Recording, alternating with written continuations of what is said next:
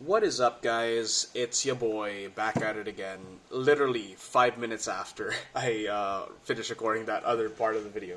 Anyway, so in the last video where we were talking about the new Ranger features, now we're going to be talking about the new Ranger archetypes as well as the reworked Beastmaster video. So I'm just going to make a disclaimer, by the way, guys, that these videos are...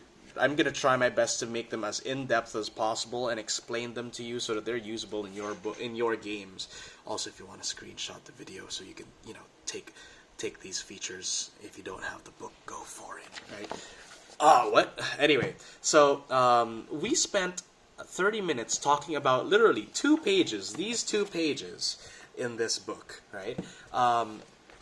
And we're going to spend probably a large amount of time also talking about these subclasses and what they mean for you, whether these subclasses would be for you if they fit your playstyle, all that other stuff, and how they relate to the new base ranger. We're going to be assuming that the base ranger is the ranger that has all of these features that we discussed in the previous video. You can go ahead and check that out if you haven't watched it yet. Again, sorry if I have if my voice sounds a little congested. I've got a slight cold. Don't worry, it's not the Rona. I'm goods. So anyway, now a nice thing about this book is that it's got a little bit of forwards of some commentary by Tasha, who is basically the adopted daughter of this powerful witch by the name of Baba Yaga. Go and tell me if that sounds familiar to you. So she states here, do you think a kilt is a vital part of the Fey Wandering aesthetic? And if not, why are you so wrong? She seems a little sassy here. Sorry if I butchered her voice. I've never heard Tasha speak. Well, I'd be surprised if anyone has. There aren't many videos about that. But anyway, this Ranger archetype is all about manifesting the powers of the Feywild and how it can empower you with all sorts of tricksy things, similar to like how the Archfey Warlock is, right? Except here you're a ranger, and your combat abilities are much more pronounced compared to the Archfey Warlock subclass of the base PHB.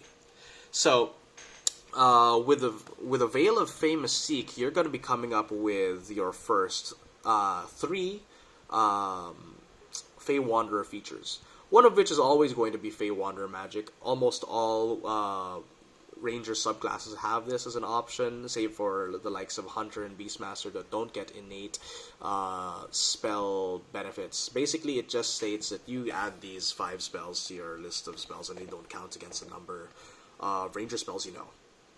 So basically, a bit more magic is what this class and the next class is offering you.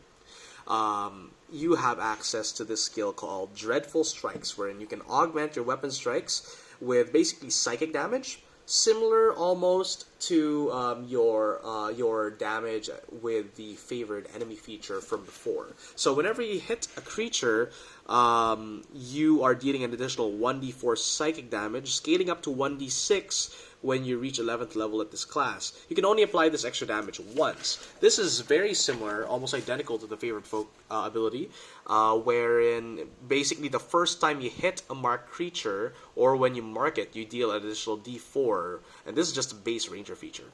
Now, this base Ranger feature requires concentration, but with the Fey Wanderer, it allows you to basically deal a lot more bursts. So let's say you are level 3, you are going to be casting the spell Zephyr Strike as a bonus action, and that grants you advantage on the hit. It's likely going to hit. You make an attack with let's say a long sword, or let's say a long sword that's 1d8 plus a d4 plus an additional d4, so that is a minimum of 3 to let's say 16 points of damage. Assuming your dexterity assuming it's a strength or dexterity modifier, then strength because it's a longsword of 3, so that's 6 to about 19. 6 math. Is it 8? Yeah, 6 to 19 points of damage. You know what else has 6 to 19 points of damage in a single hit? A Raging Barbarian. Yes, this class allows you to deal barbarian amounts of damage, right? So that's a little poggers, right? And this damage scales well once you get like 11th level in this class, and at 6th level you're getting improved damage from your favorite foe, and again at 14th, right? So coupled with a ranger spell. Oh, I forgot to add. Sorry, it's not the damage marker isn't 6 to 19. It's 7 to 27. Points of damage with that additional Zephyr Strike. So a lot of burst coming in from this Ranger. You may start to notice that as I talk more about these features from the Fey Wanderer, that it'll sound a lot similar to another Ranger subclass from the Xanathar's guidebook. But anyway, let's look at the spells they have at their disposal. All the original Ranger spells, including the additions from the previous video that we talked about.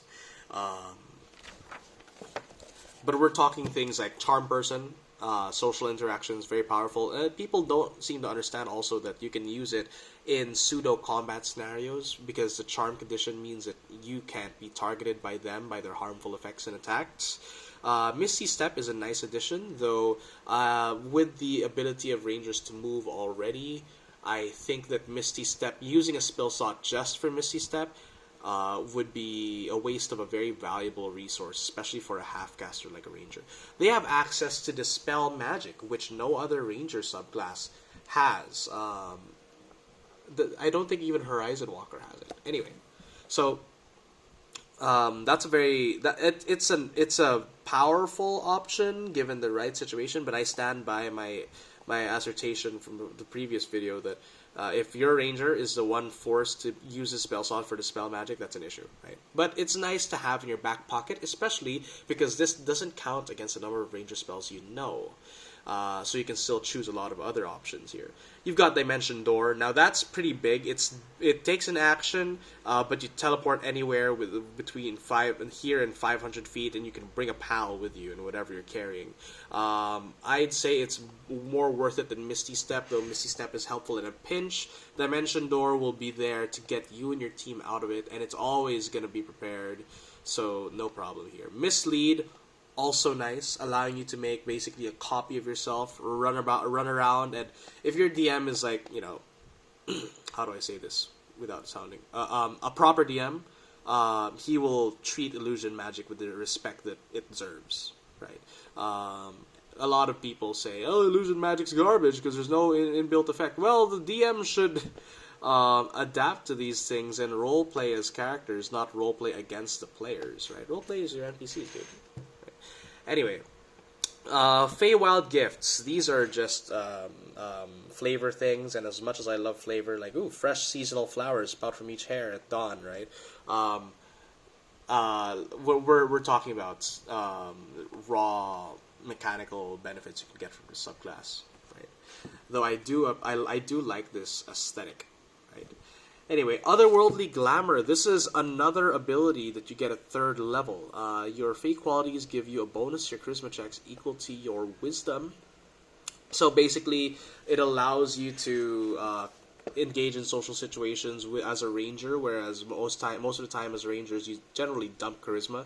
What are you going to talk about with people? Plants?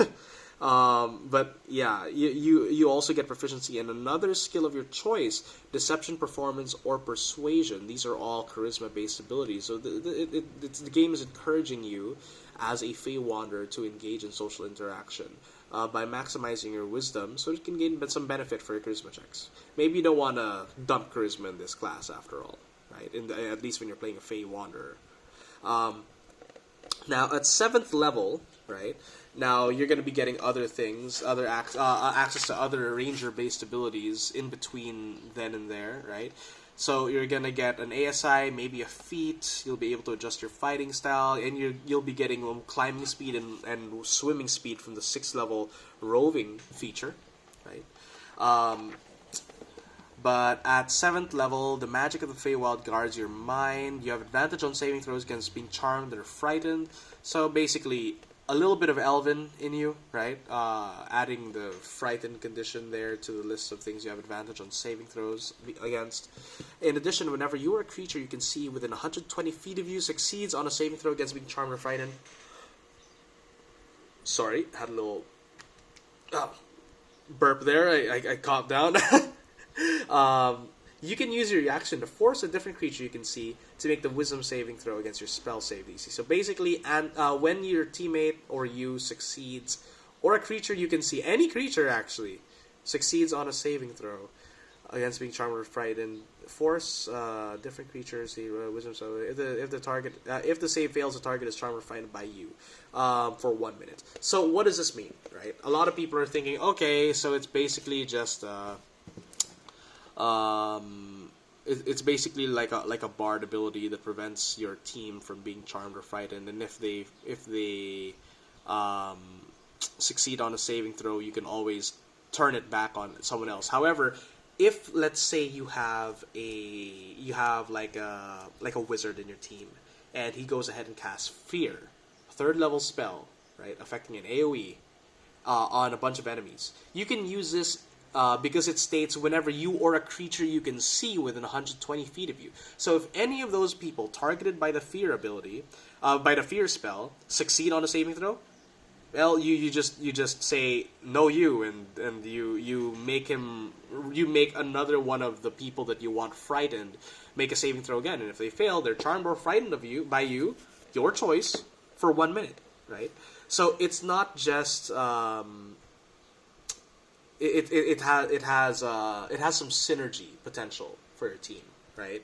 As long as you have your reaction available, you basically can increase the chances of applying that sort of fear or charm CC towards an opponent, right? And it lasts for 1 minute, saving throw at the end of each of the enemy's turns, so that means you're going to be getting definite value out of this effect, right? Beguiling Twist, I'd say, is pretty decent as a crowd control feature, though it is going to require a little bit of foresight and team play when you reach mid game with this subclass.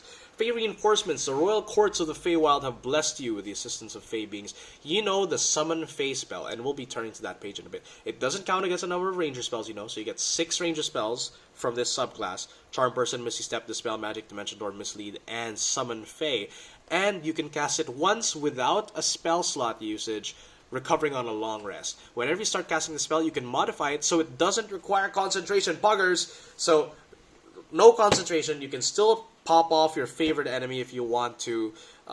If you do so, the spell's duration becomes 1 minute for that casting. So, absolutely crazy ability, because I already know what the spell does. Let's turn to chapter 3, was it, where all the spells are at.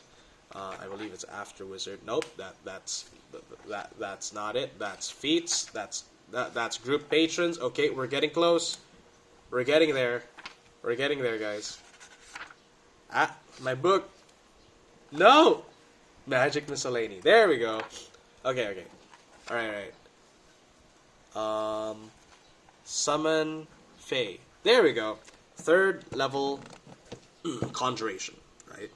Conjuration magic got a lot of love in this with all these new conjuration-based spells. Rangers aren't the only ones that are able to get it, by the way. So anyway, it now no longer requires concentration. However, I don't think that the feature said anything about spell components, so you're still going to need that Gilded Flower. Let me double check right now here. Fey Reinforcements, you can cast it without a material component. Nani? That's a little poggers. So basically, at 11th level, you're getting 300 gold piece value. Well, it's not consumed, but anyway, because the component is a Gilded Flower worth at least 300 gold pieces, you're likely going to have to, if you're following the material component rules for spells, which you should, right? It's a powerful spell, as you'll see in a bit, right? 3rd level Conjuration. That's a big spell slot, but you won't have to use it as a Fey Wanderer, because you can cast it once without the spell. It lasts for 1 minute if you choose to make it so that you don't use concentration. And I think that's how you'll want to use a spell all the time. So you summon forth a Fey Spirit, manifesting in an unoccupied space within range.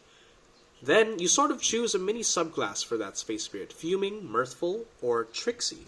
It resembles a Fey creature of your choice, so you can go ham with the flavor there, right? Want to make it a pixie dragon? Go for it, dude. Want to make it like a Fey Lord? Absolutely, right? Poggers. The creature is an ally to you and your companions, period. In combat, the creature shares your initiative count, but it takes its turn immediately after yours, obeying your verbal commands, no action required. If you don't issue any commands, it takes a dodge action and uses its move to avoid danger. You can upcast the spell, though I wouldn't recommend it, right? You don't want to upcast a spell as a ranger, basically. It's so expensive, right? So 30 hit points plus 10 for each spell level above 30, that's okay. 30 hit points is fine, because if the enemy has to go through 30 hit points just to get rid of a 3rd level spell, I think it's worth, especially with the armor class being at minimum 15, because it's a 3rd level spell, right? 12 plus the level of the spell, 15 natural armor with a speed of 40. So this creature is going to be roaming around everywhere. No fly speed, no swim speed, right? No climb speed, not too crazy, right? Some condition immunities have being Charmed immunity with a 60-foot dark vision, can understand a bunch of languages, and his proficiency bonus is equal to your bonus. So basically, the Fey makes a number of attacks equal to half the spell's level rounded down. I might take back my previous statement earlier about not leveling up this spell. You might want to level it up to level 4, though I believe that the previous ability will naturally cast it at its lowest level of 3. So basically, multi-attack makes a number of attacks equal to half the spell's level rounded down. That's either 1 or 2, right? 1 if you use a feature to cast it, 2 if you upcast a spell at 4th level once you reach that ability, right? The short sword action is going to be able to deal 1d6 plus 3 plus the spell's level plus 1d6. So that's basically mixed piercing force damage. So that's 2d6 plus 3 plus 3, or plus 4, depending on how you do it, right? So that's an average of something like what? 13 damage, right? Using your spell attack modifier to hit, so you're going to be wanting to pop up Wisdom in this subclass as well.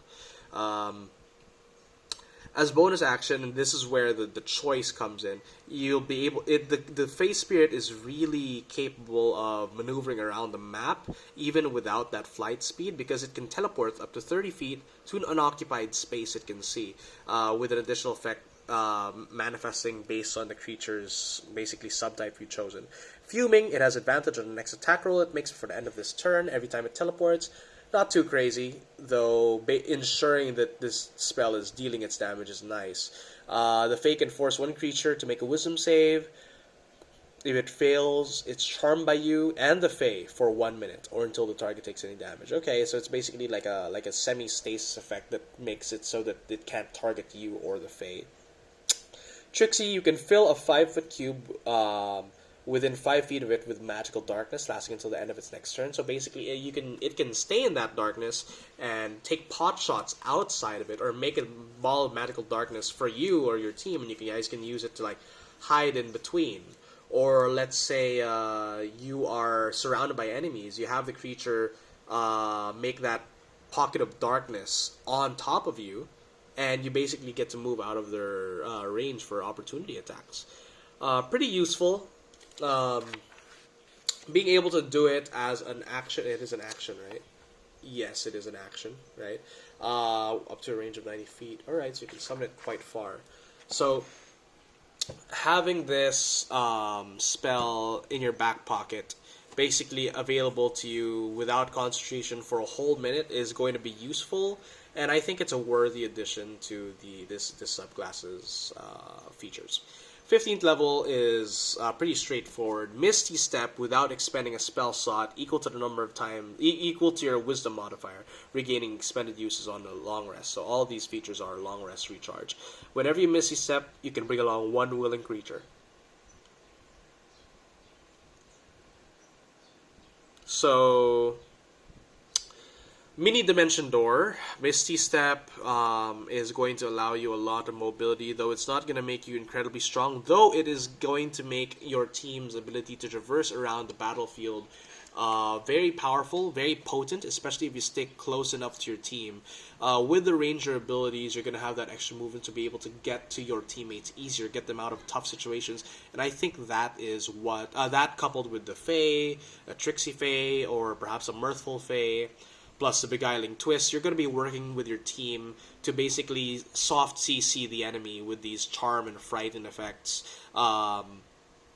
and get your team out of harm's way. Right, you're gonna be. I think that it fills in a trickster ranger niche very well, and a lot of these abilities, being able to teleport, being able to move about, it seems very similar to the Horizon Walker Ranger, but there are some clear differences in terms of damage types, such as like force, right? Force for the ranger, being able to move in between shots, and like the ranger until or